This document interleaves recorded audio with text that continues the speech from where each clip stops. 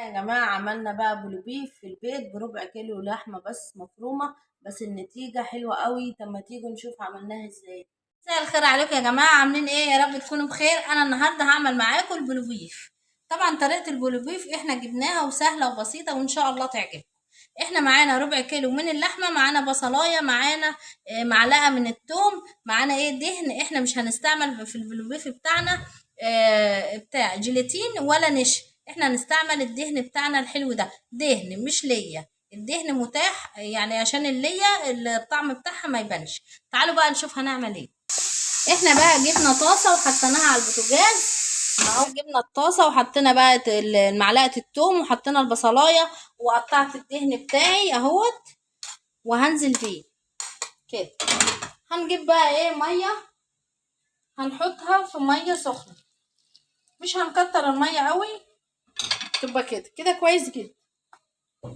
وهنهدي النار بقى ونسيب حاجتنا تستوي مع بعضها. طبعا التوابل بتاعتنا معانا 3 من ورق الراولة، ومعانا يعني ايه معلقة صغيرة بابريكا، معلقة صغيرة فلفل اسود، معلقة صغيرة ملح، نص معلقة كزبرة، نص معلقة 7 بهارات، معلقة صغيرة سكر، تحتها ربع معلقة من الكمون اهو. وانا هنزل بقى بالتوابل بتاعتي دي كلها كده اهو.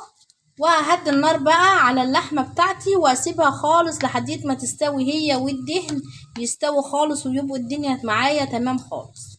وهنغطي بقى ايه عليها ونسيبها ونهدي النار ونسيبها تستوي على مهلها. شايفين ادي اللحمه بتاعتي بقى بدات تستوي وتنشف خالص من الميه اهيت، وانا عايزاها كده. انا هطفي عليها بقى واسيبها لحد ما تبرد تماما قبل ما نحطها في الكب.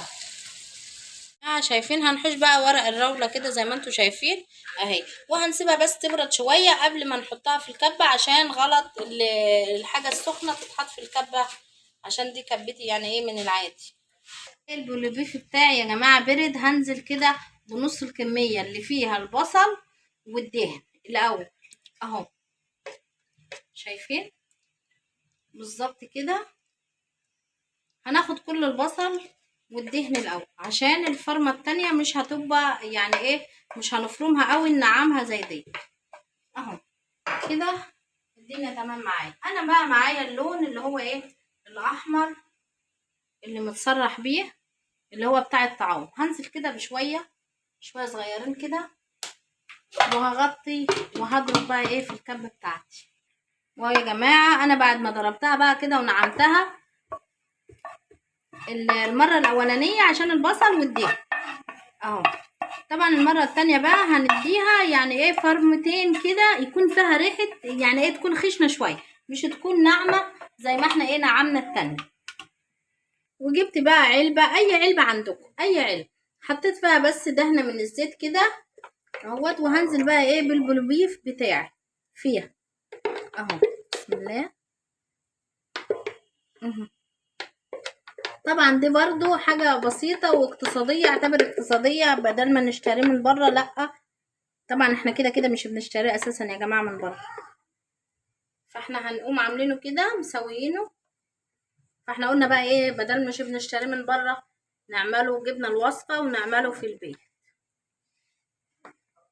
اهو. هنغطي عليها بقى ونسيبها في التلاجة لمدة ليلة بحالها، لمدة ليلة. الصبح يعني ايه هعملها بقى قدامكم، هكملها الفيديو قدامكم.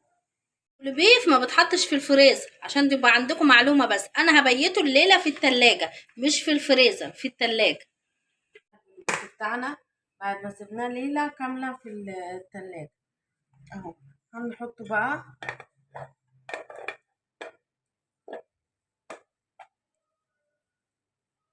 اهو. شوفي بينزل بكل سهولة اهو. العلبة اهي. هنقوم بقى جايبينه الناحية شوية. شوفوا متماسك وحلو ازاي، مع ان احنا مش عملنا مش حطينا عليه جيلاتين ولا حطينا عليه حاجة. يعني ايه ده انك فاكرة كده.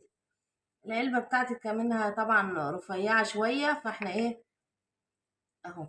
شايفين التقطيعة بتاعتنا هي متماسك وحلو قوي اهو. انا ابقى اقطع بقى رفيع تخين، التقطيعة بتاعتي مش مظبوطة قوي انا عايزه اوريكي بس اللي هو طعمه حلو قوي ومتماسك وحلو قوي، وبدل ما تحط عليه جيلاتين او نشا او اي حاجه كده كويس. يعني بالطريقه دي كويسه جدا جدا جدا اهو. اكيد مش عليه مواد حافظه ولا عليه حاجه، والجيلاتين يعني انا حاسه ان هو مش هيبقى متاح يعني. اهوت هوريكي بس اللي احنا حاجتنا متماسكه وحلوه اهو. يعني شايفه يعني حاجة حلوة خالص. لو حطيتيه بقى نص ساعة بس أو أقل من نص ساعة في الفريزر بس مش لها لازمة خالص. هو كده حلو أوي. مم.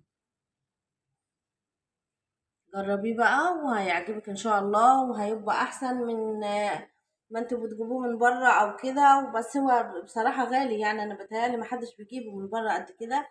بس هو عمايله سهلة والطريقة بسيطة، وزي ما انت شايفاها قدامك بالتفاصيل. يعني كل الموضوع ما بيكملش زي ربع ساعة، بس حاجة بسيطة خالص وسهلة وحلوة أوي اهوت. الدهن اللي احنا حطيناه ولا اي حاجه، ما فيهوش والله العظيم يا جماعه اي حاجه، وطعمه خطير بجد بجد، طعمه حلو قوي. والفلفل الاسود حلو قوي فيه. وادي الفيديو بتاعنا النهارده، ويا رب يكون عجبكم، واشوفكم على الف خير في فيديو جديد. لو اول مره بتشوفونا، انا اسمي نجوى ابراهيم. مش انسوا بقى تصلوا على النبي عليه الصلاه والسلام، مش انسوا تعملوا لايك واشتراك للقناه وتفعلوا الجرس عشان يوصلكم مني كل جديد.